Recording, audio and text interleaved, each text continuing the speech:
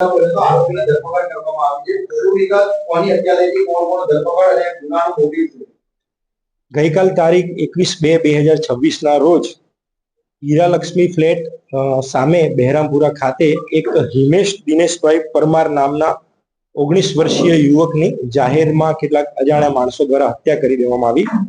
ગુનાની ગંભીરતાને ધ્યાને રાખી અને ક્રાઇમ બ્રાન્ચ દ્વારા તાત્કાલિક અલગ અલગ ટીમો બનાવી આ ગુનામાં કોણ કોણ સંડોવાયેલા છે તેમને શોધી અને પકડી પાડવા માટે પોતાના હ્યુમન રિસોર્સિસ અને ટેકનિકલ સોર્સને કામે લગાડવામાં આવેલ. આ દરમિયાન ક્રાઇમ બ્રાન્ચની ટીમોને જાણવા મળેલ કે હિમેશ દિનેશભાઈ પરમારની હત્યા એક કાયદાના સંઘર્ષમાં આવેલ કિશોર અને તેની સાથે તેનો મિત્ર ગૌતમ પરમાર નામના ગૌતમ સોલંકી નામના ઈસમો દ્વારા કરવામાં આવેલી છે, જે બંને જણાને ક્રાઇમ બ્રાન્ચ દ્વારા હાલ પકડવામાં આવેલ છે. મરણ જનાર છે એ દૂધવાળી ચાલી બહેરામપુરા ખાતે રહેતો હોય અને આ કામના જે કાયદામાં સંઘર્ષમાં આવેલ કિશોર તથા તેની સાથેનો સહ આરોપી ગૌતમ સોલંકી છે એ આજુબાજુમાં જ રહેતા હોય, અવારનવાર ત્યાંથી જતા આવતા હતા અને પસાર થતા હતા. આ દરમિયાન મરણ જનાર દિનેશ પરમાર નાઓએ હિમેશ પરમાર નાઓએ આ કામના આરોપીઓને ત્યાં નહીં બેસવા માટે અને ત્યાંથી પસાર નહીં થવા માટે અવારનવાર ઠપકો આપતો હોય, જેની રીસ રાખી આ કામે જે કાયદાના સંઘર્ષમાં આવેલ કિશોર છે તેણે આ અદાવતને ધ્યાનમાં રાખી અને સુરેન્દ્રનગર ચોટીલાથી એક હથિયાર ચપ્પુ ખરીદ કરી અને પ્રી પ્લાન બનાવી તેના મિત્ર ગૌતમ સોલંકી સાથે મળી ગઈકાલ રાત્રે 10 વાગે હિમેશ પરમારની હત્યા કરેલ છે.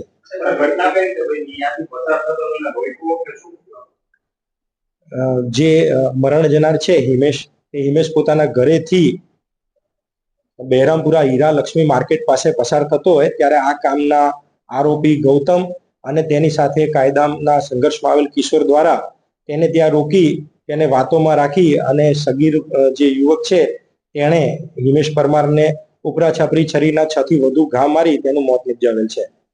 કેટલા સમય પહેલા આ સગીર અને યુવકની માથાકૂટ થઈ હતી અને ત્યારબાદ કોણ ત્યાંથી રહેવા માટે નીકળી ગયો?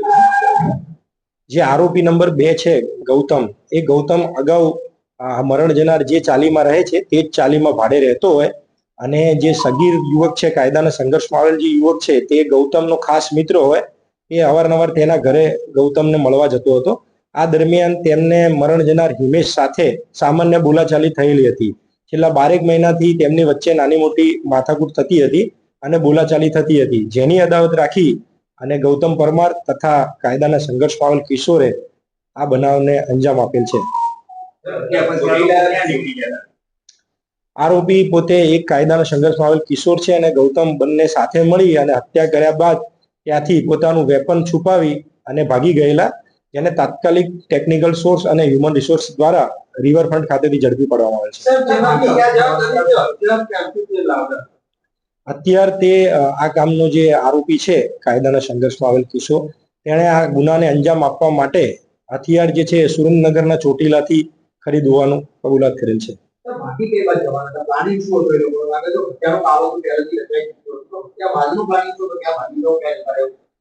પ્રાથમિક પૂછપરછમાં જાણવા મળ્યું છે કે તે લોકો અમદાવાદથી બહાર નીકળી જવાના હતા, પરંતુ તે ભાગે તે પહેલા જ તેમને ક્રાઇમ બ્રાન્ચ દ્વારા પકડી પાડવામાં આવ્યું છે. મેં કહ્યું એમ અગાઉ આરોપી જે છે તે મરણ જનારની ચાલીમાં જ રહેતો હોય, બંને એકબીજાને સારી રીતે ઓળખતા હતા, એટલે એની નીકળવાની આવવા જવાની તમામ પ્રવૃત્તિથી સારી રીતે વાકેફ હતા.